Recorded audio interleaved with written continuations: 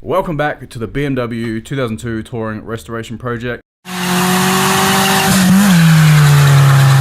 We're going to be looking at the gearbox that we've got. Well, we've actually got 3 of them, but we're going to be looking at one of them, going to strip it down, take a look at it and see if it's going to be usable. We're not 100% sure if we're going to a 5-speed or if we're going to keep it a 4-speed at this point. So let's get into it and strip this box down.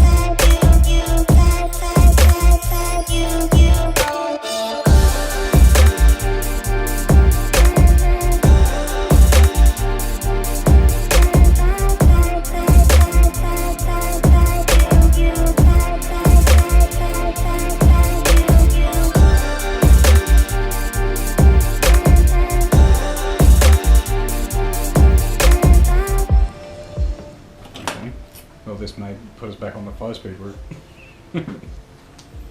Oh dear. Oh, that is... So everything's good, but the output shaft. Yeah. Might be able to get a new output shaft. Well, we've got another gearbox.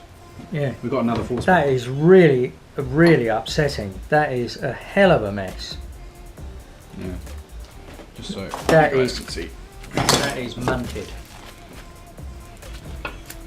See that shaft, all the wear on the shaft? It's no good. Well, pinpoint it with a...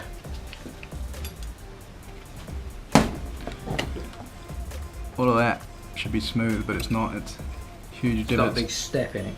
And there's cuts in the side. So that must have been bouncing backwards and forward. Yeah, it would have been. The nut must have been loose and it's jiggled backwards and forwards. Actually, if you look at that though, they're 2 different bits of metal. Or are they cracked? Oh, they're cracked! Holy shit, look at that! That's cracked. It's chewed right through it. You see the crack underneath? Yeah, it's chewed right through it.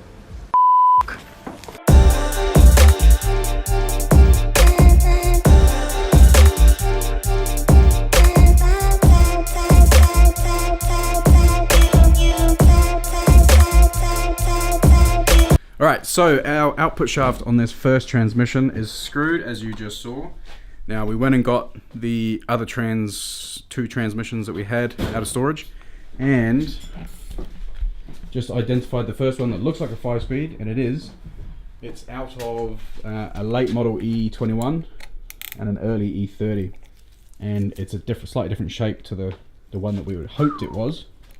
What we're going to do is just check to see if we can put our 4-hole output flange on here, because this one's got the 3-hole one.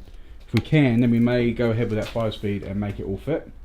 If not, we're going to pop this one on the bench and see if the output shaft doesn't look like that.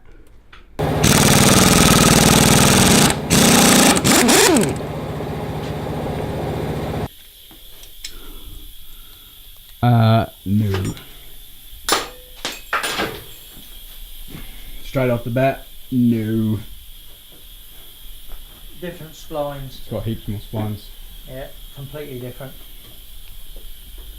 Okay, so that ain't gonna work. Well, the gearbox saga continues. This is the other 4-speed, which I believe is out of an E30. That's the part number. There's a 1 on at the end of that. 242029101. I can't find much of it on the internet.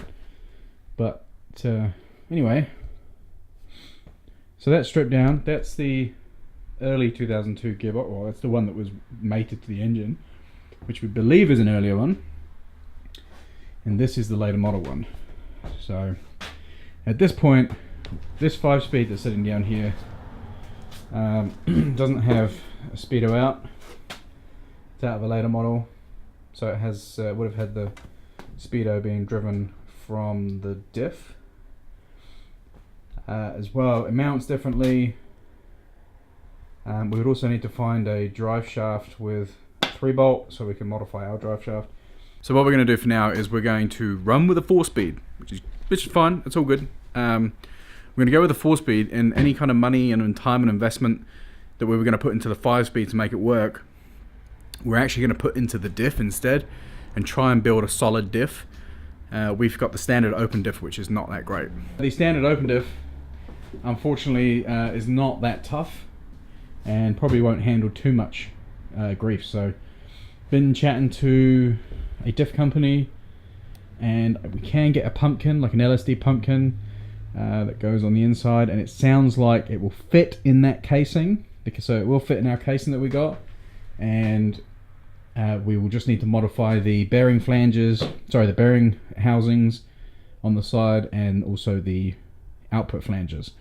So we'll come to that when we come to it. But as for the transmission, we're just pulled this apart, so we're just going to check this thing, see what it's like, and then from there, yeah, if it's all good and we're happy with it, we're going to strip all the bearings and go and buy all new bearings, put this thing back together, clean it all up, put it to one side, job done.